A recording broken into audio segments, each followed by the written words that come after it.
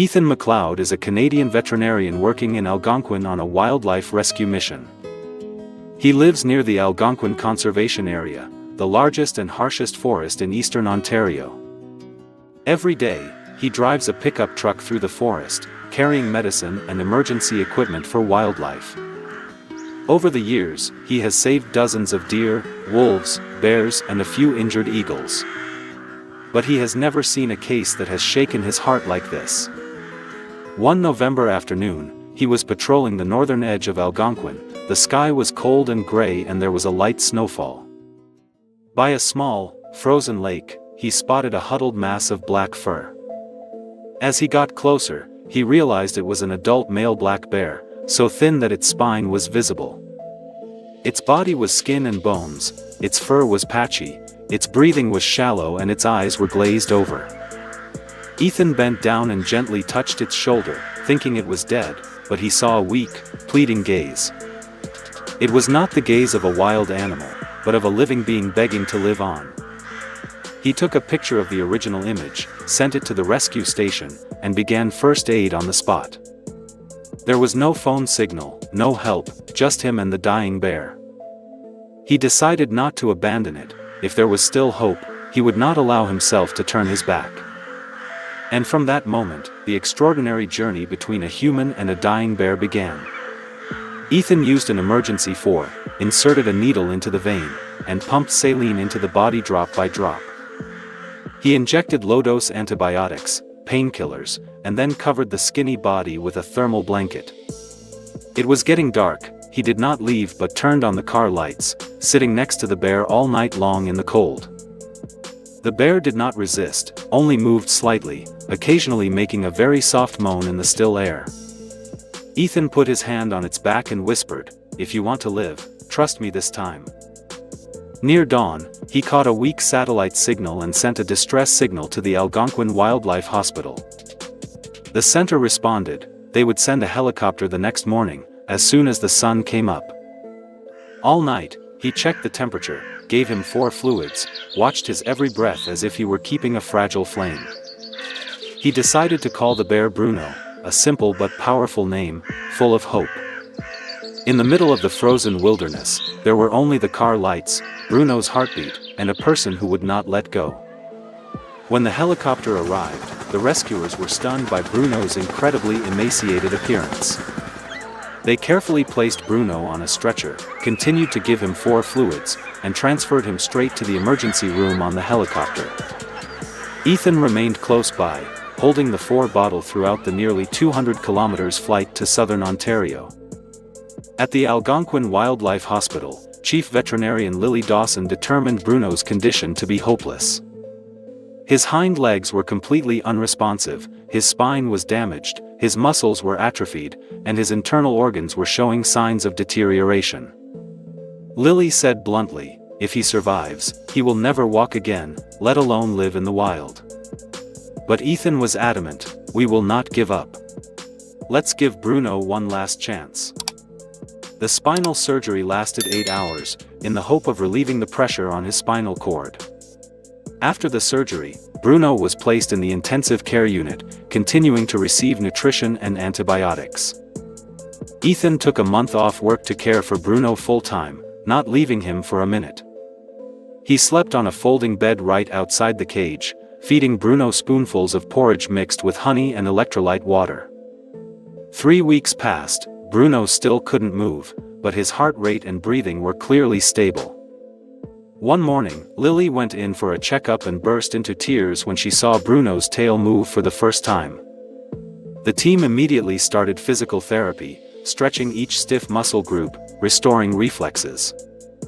Bruno didn't resist, his eyes always searched for Ethan whenever he left the room. The entire medical center was suddenly filled with hope, as if Bruno was fighting alongside everyone. Bruno's first wobbly steps after 2 months became a viral video on social media.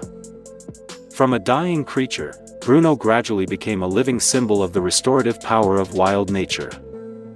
Ethan and Bruno became so close that just by touching his hand, Bruno would let out a soft, affectionate growl. Every time he left the room, Bruno watched him without taking his eyes off him, which moved the nurse. Bruno was obedient during each rehabilitation session, never groaning or showing signs of fatigue. He told stories, played soft music, and even turned on his voice recorder when he left to reassure Bruno. Despite his weak body, Bruno began to stand and take his first emotional steps. The entire medical team was overwhelmed with happiness. They had never seen a bear recover so miraculously. Bruno was no longer a patient, he became the hope of life for creatures who seemed hopeless. When he was strong enough to walk, Bruno was taken to the semi-wild, fenced area inside Algonquin. Ethan was always the first to enter with food. Bruno would run to rub his head against his legs like a puppy. One snowy morning, Bruno suddenly stopped eating, his eyes constantly looking towards the forest in the distance. Ethan opened the gate to test it, and Bruno immediately turned his head, growled softly and led him deeper into the forest. They walked through the snow-covered pines, crossed a dry stream and stopped beside an empty tree hollow. In the hollow, Ethan was shocked to find 3 weak, trembling and scared bear cubs. They were the cubs that Bruno had tried to raise when he was exhausted and almost starved. Bruno gently approached, not growling, just licking each cub's head, his eyes full of fatherly love. Ethan's eyes filled with tears, realizing that Bruno had left the nest to find food, and almost died for his family. He immediately contacted the rescue center. The rescue operation for the cubs began in a flash. Bruno led the rescue team back to the location, standing guard as each cub was wrapped in a blanket and taken away. All 3 cubs were exhausted, lacking milk, infested with ticks, and weighed less than 5 kilograms each. Ethan brought them all back to the center, placing them next to Bruno to create a sense of familiarity and safety. Bruno carefully licked each one, even sharing his food with them. The doctors were amazed to see the male bear behave like a model mother, never leaving his cub's side. 2 weeks later, the cubs began to stand up, learn to walk, and drink from a special bottle. Bruno still lay guard every night, holding one leg over his cubs as if protecting them from the world.